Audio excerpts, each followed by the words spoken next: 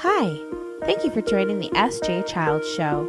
Today on our show, I talked to Nicci Renouard. Nicci has a foundation called WHOlives. It's about water, health, and opportunity. You don't want to miss this amazing episode. Thanks so much for tuning in. Enjoy the show.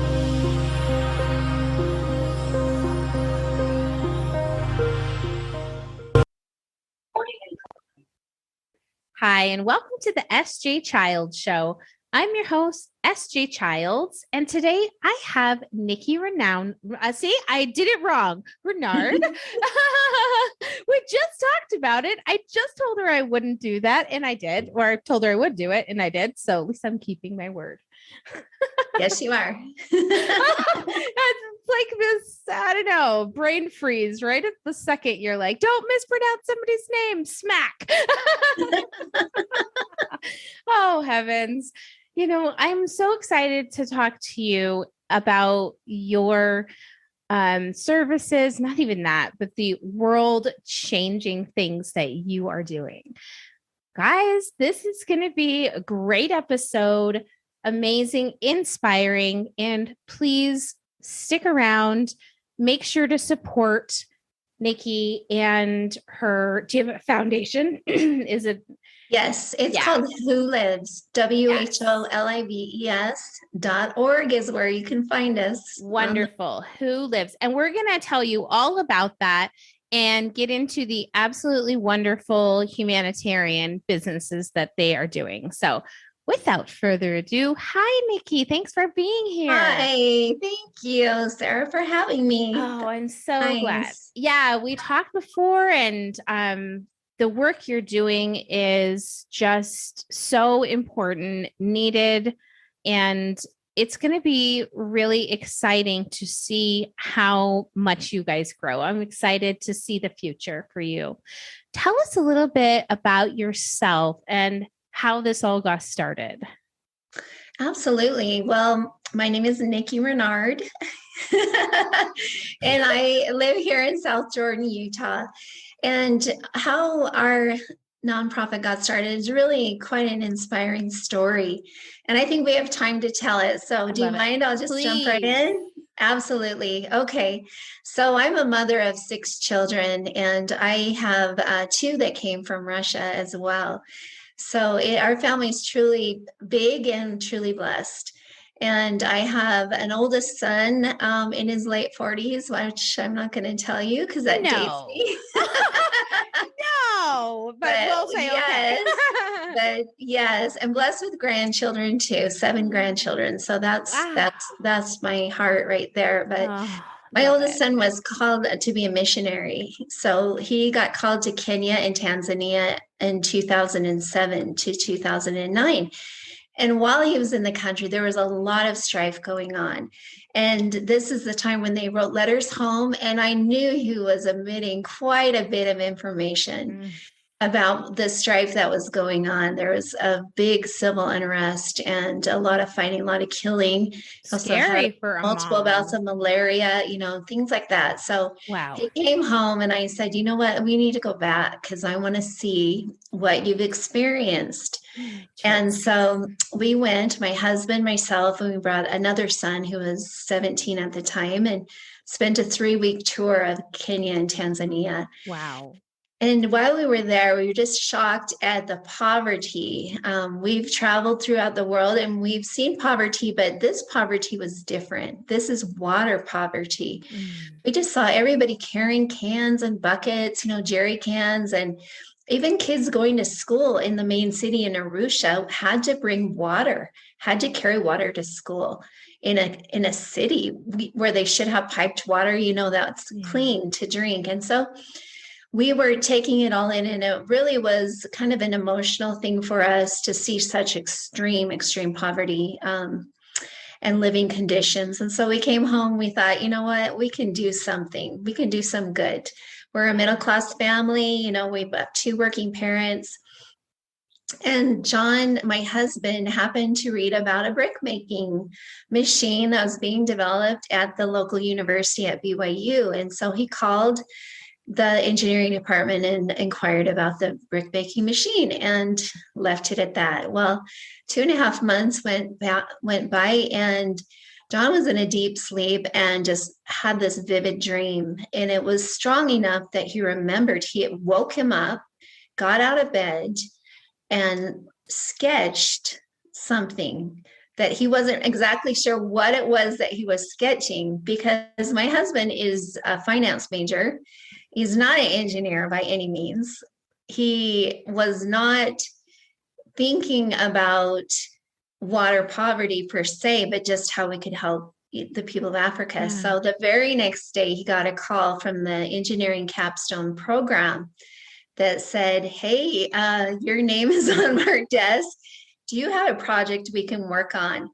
And John was like, well, I do. You're going to think it's crazy, though, because I believe I have a human-powered drill, but I don't really know about engineering, and I am not sure how it would even work. You want to tackle it? And they said yes, that they did.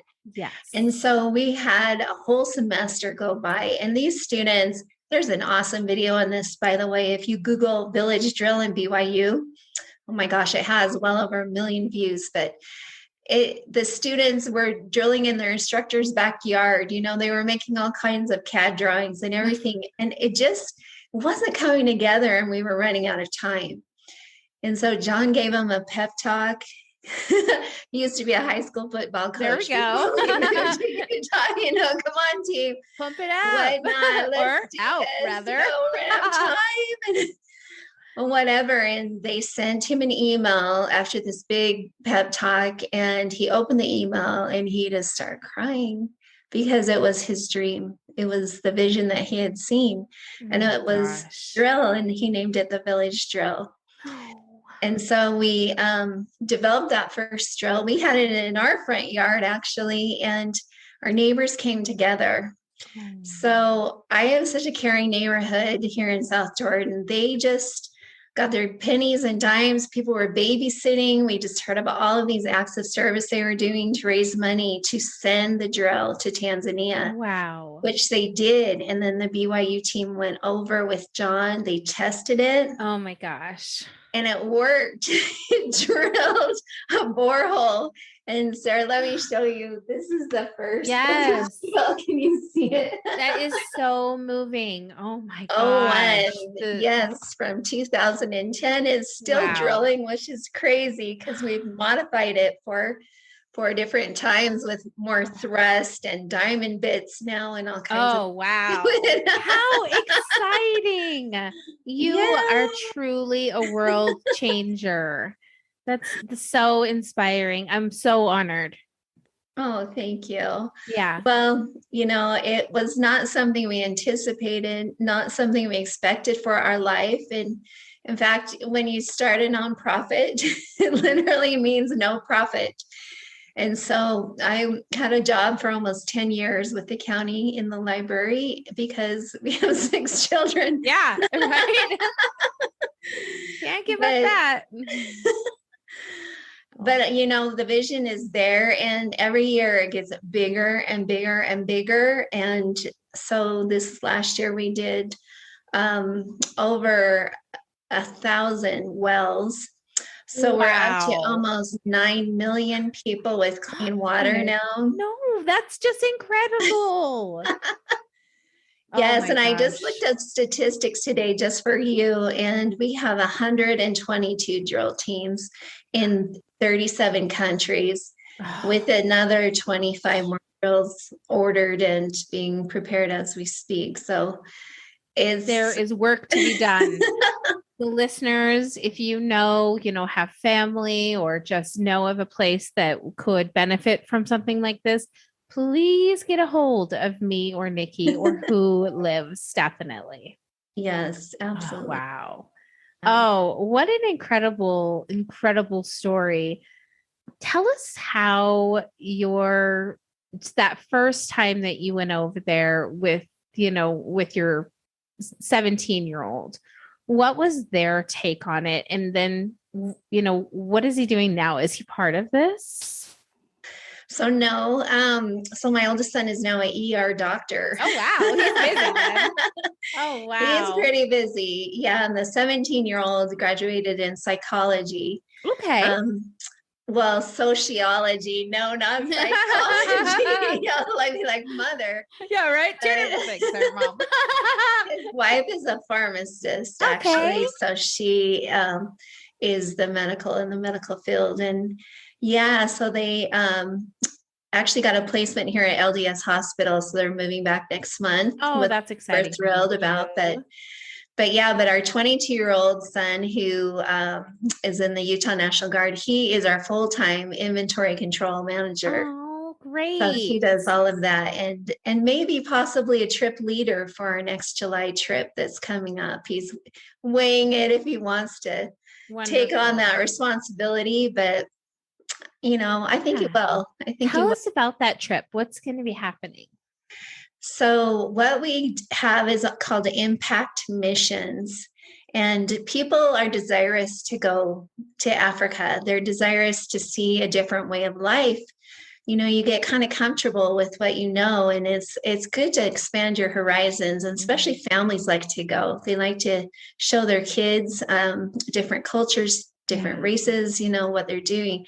So we've been doing impact missions, and so we have one. We just had 34 people go in February. We have a group in July that's going. And so we'll take them there. And the unique thing about WHOlives that you can't get with anybody else is that we have relationships with villages, with communities, with orphanages, rescue centers, schools. Wow. So the average person probably is not very comfortable going off a beaten path into a community. I mean, they're comfortable getting a guide and going on a safari. But our groups have leaders. I'll be going on this trip, and we take you right into the heart and soul of it. I love it. So you can see how happy the people are, how beautiful they are. Your children play with them. We play soccer, we play frisbee, we bring bubbles. And then you can also see communities that have had a well drilled by WHOlives, how they're lifted out of poverty because of it. And you can also be part of the ribbon cutting for a brand new, drill that's drilling a well. And when they do that, they bring out everybody, all civil leaders.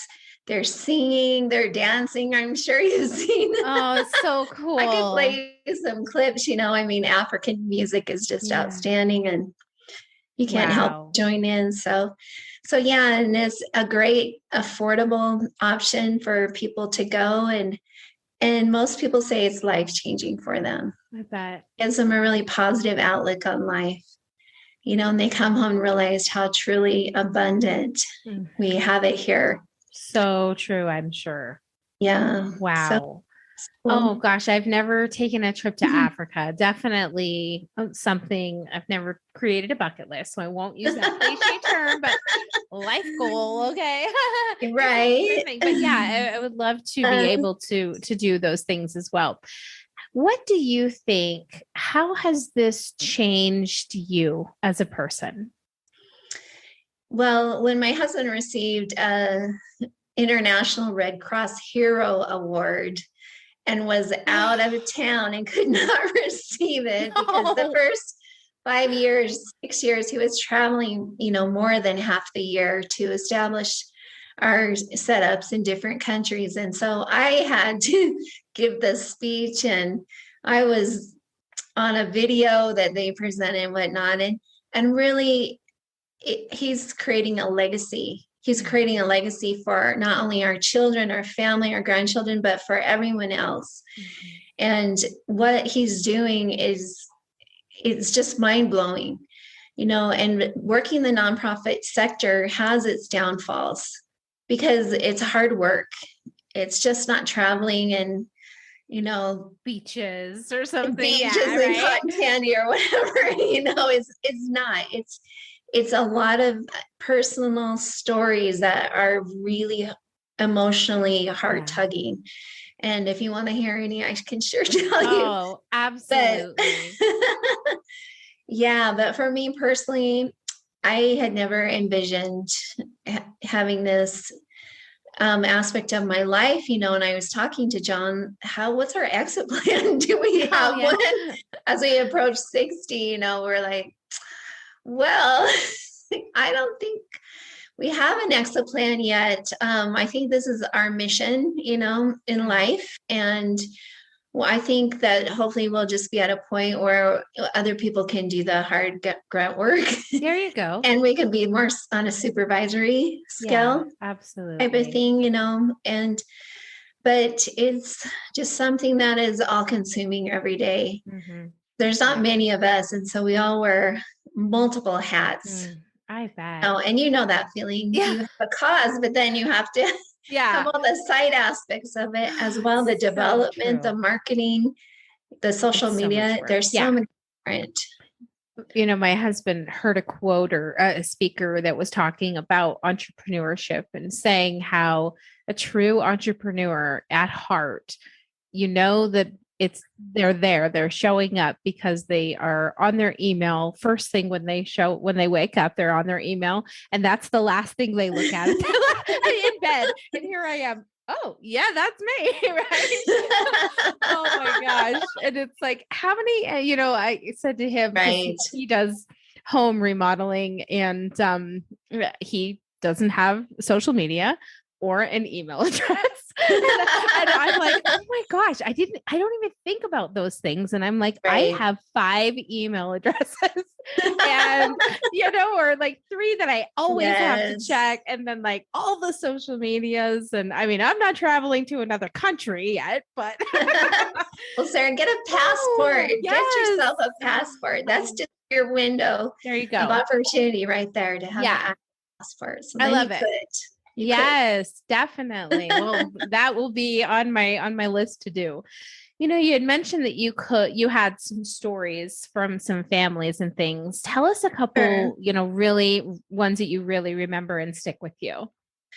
Sure. So one of my very first trips to Africa was with a group that donated for a well in behalf of a child actually, who had passed away.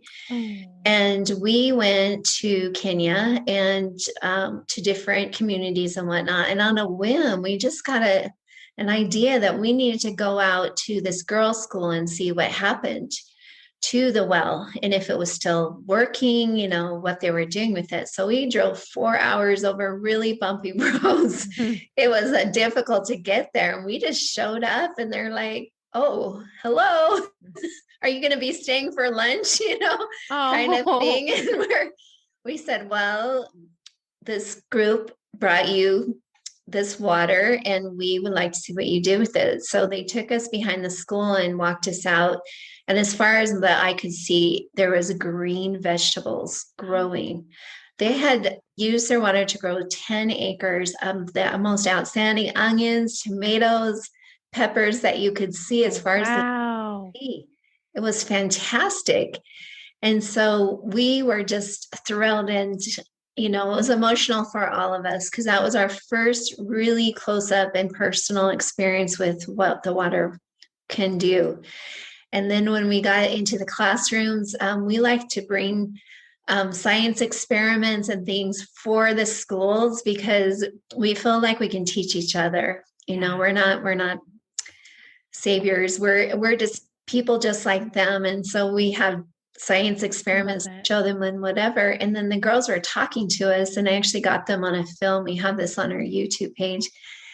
So one girl, she's saying, this is the first time I've ever taken a shower. We've never had showers before. Oh my goodness. We are able to go to school and instead of taking that long walk to water again.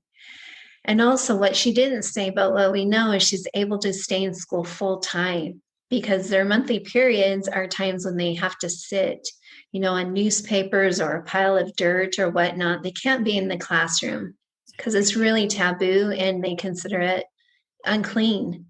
And there's tests that come up that they have to take in order to pass and to move up to the next level in school. And so girls are trading a sexual favor for a sanitary napkin.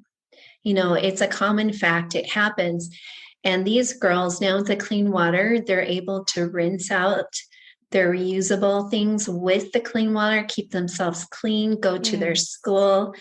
They just said clean water is better. It's truly better to have. Life-changing. Yeah. We take for granted every single day. I know that I do, and don't even think about it. Even though we already had this conversation, I'm still doing it, right? I mean, absolutely. I have jellyfish swimming in water behind me, and it's plastic, right? It's just we never stop to consider and think about water being necessary for children and parents and adults and grandparents and animals and crops and so many sources. Everything is water. And when you talk about so much water, and I just want to drink some water. I know, right? I didn't bring mine in, dang it. I know, but I also brought a water that I took from one of the ponds. And this is the water, what the water looks like that they're drinking. And I noticed there's a thick piece of sediment in this one that I took out of the water. So if you compare them, you know, I would probably get so sick by drinking this. I think I would just throw up and some kind of bacterial infection, but they have no choice. That water. And now they're the water that they is clean water. It is, yeah, because we drove clear down to the aquifer where Mother Nature has provided a unlimited source of water. That's incredible. Yeah. Oh my goodness.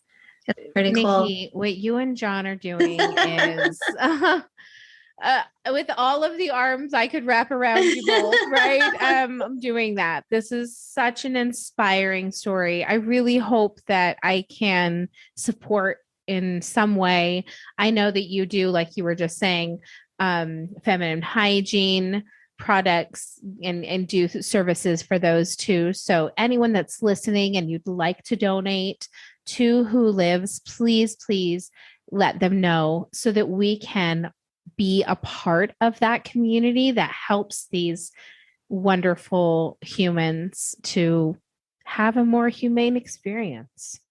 We have a really easy platform to donate. Actually, if you text the word drink, DRINK, or WHOlives to 71777, it pops right up, and then you can see more information about it. So super easy. But there's another part to our story. Can I tell you? Oh, please. Yes. I'm not sure how much time we have actually. As much as you want. I'm just fly by the seat of my pants. Oh my gosh. So I've got to tell this story before, but I have not met this group yet, and I'll get to meet them for my first time in July.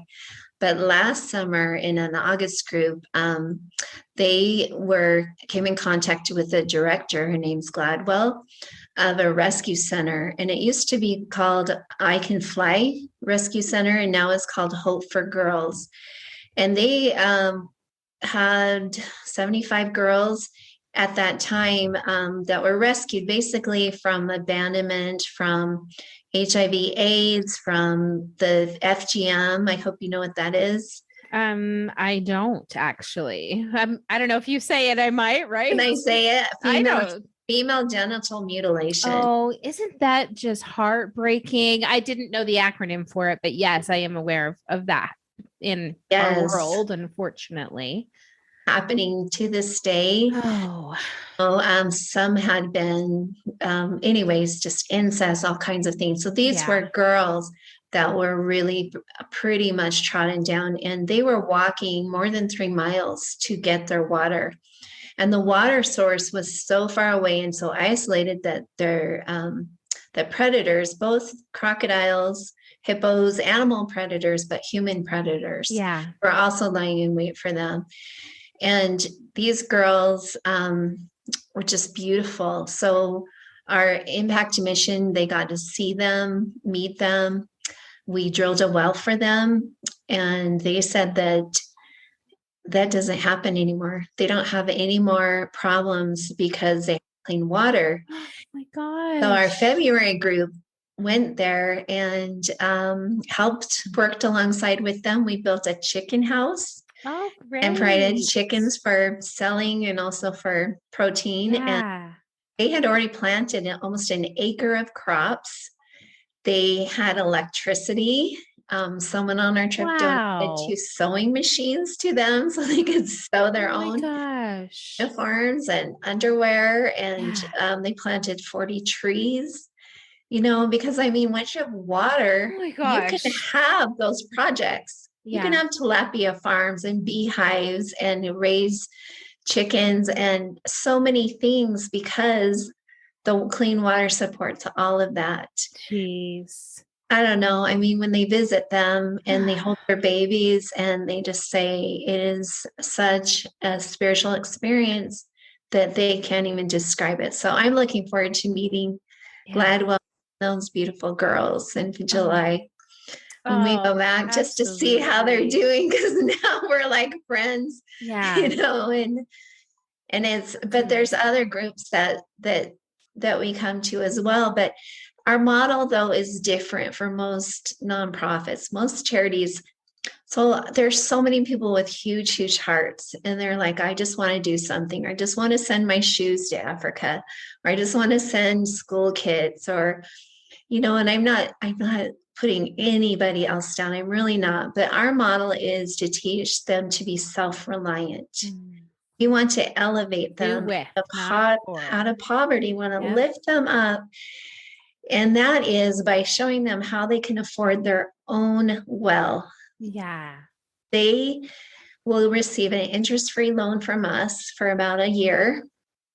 They have to make a first down payment and a last down payment before they even get the completed finished project. So they'll get a complete well with a hand pump, either solar or electric powered, whatever they might have in their Yeah. area.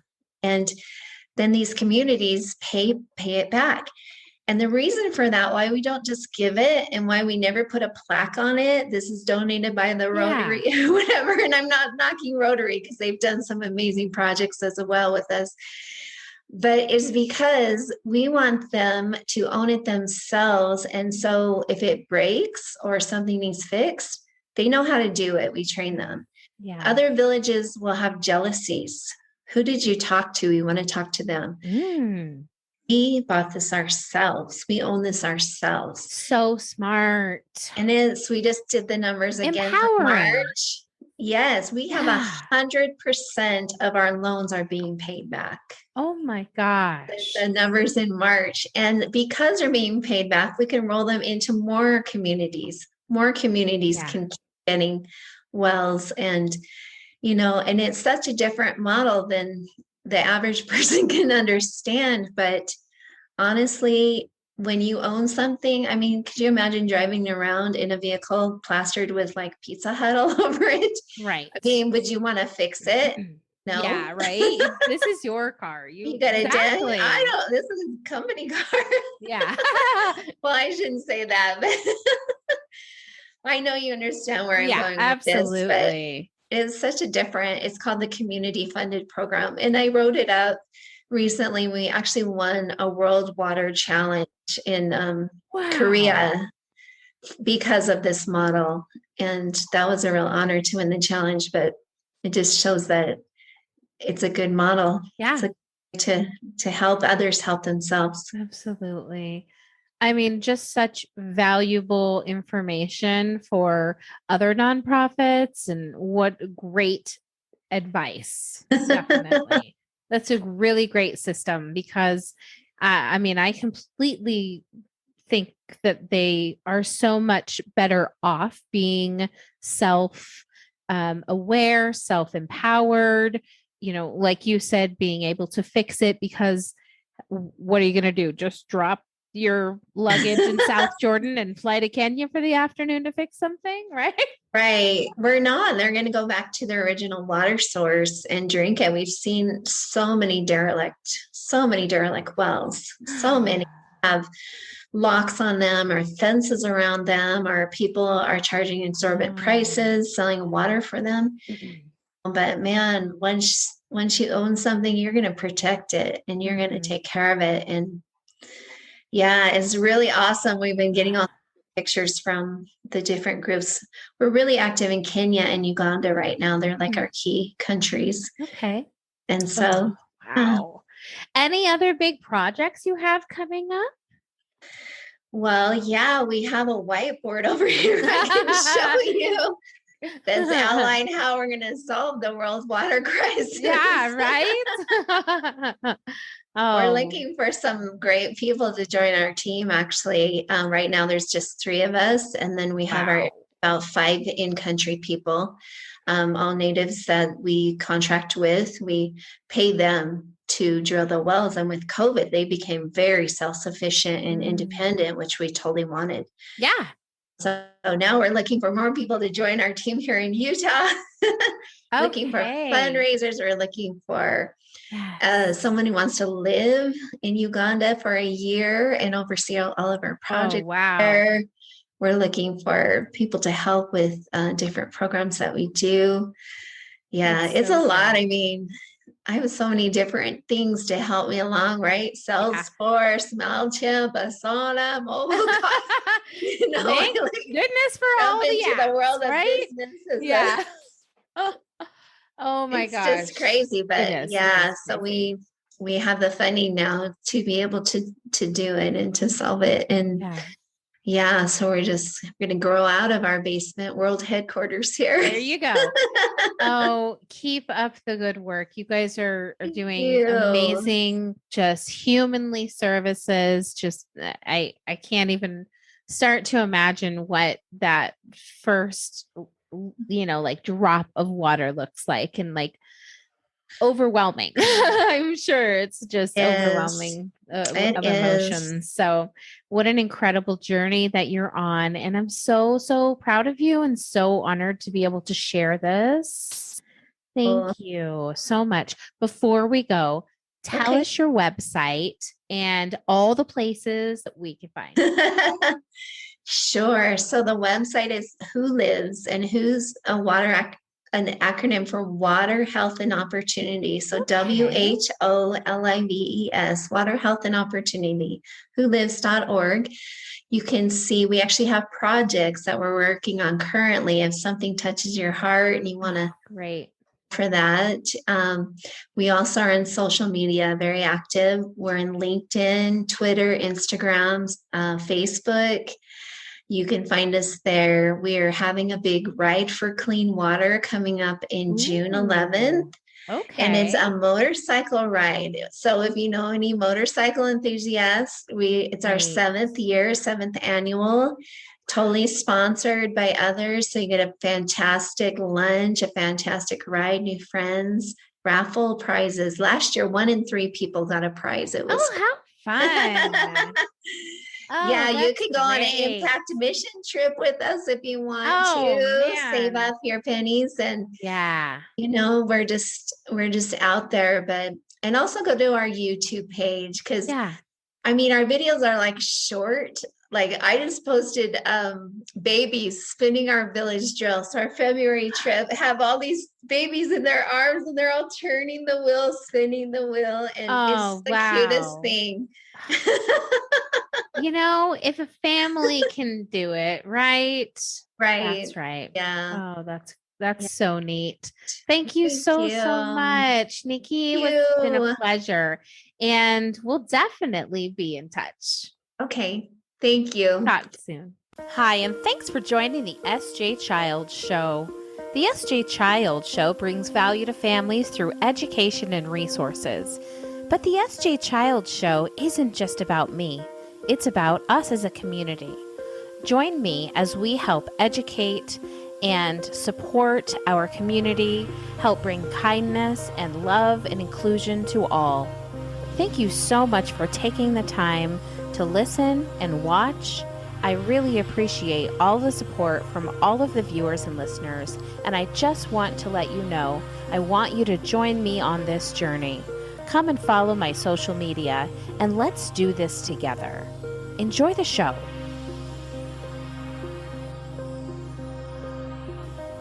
Introducing Autism Vehicle Home Safety Kits, Emergency Responder, alert stickers, personal profiles with autism needs, and a communication board, masks and earplugs, keeping families and emergency responders educated and safe. Get yours today at sjchilds.org. Helping autism families impact their child's developmental milestones through home relocation, community resources, and home designs. For every 3 homes Natalie Castro sells, she funds and designs a sensory room for a community center servicing individuals with autism. She volunteers to coach law enforcement, first responders, and ER nurses how to have a positive experience for individuals on the autism spectrum. The SJ Child Show, produced by SJ Childs LLC. Thanks to all my viewers and listeners for your continued love and support. And thank you to the guests of the SJ Child Show. It's been an honor to have you on the show. Thank you to everyone who continues to support me. Go to my social media and let's build this community together through kindness, compassion, and education for others.